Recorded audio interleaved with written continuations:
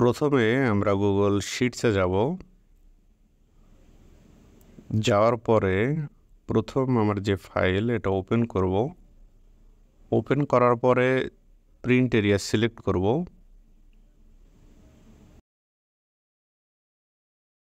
Print area যে কোনো জায়গায় হতে পারে। সিলেক্ট করার পরে ফাইলে গিয়ে প্রিন্ট অপশনে যাব। কিবোর্ড থেকে কন্ট্রোল পি চেপেও আমরা যেতে পারি। এরপরে আমরা এই অপশন করে দেব সিলেক্টেড সেল, তারপরে নেক্সট। আমি 2টা কপি প্রিন্ট দিতে যাচ্ছি, তাই 2 করে দিলাম, দেন প্রিন্ট। দেখতে পাচ্ছেন আমার ফাইলটা প্রিন্ট হচ্ছে।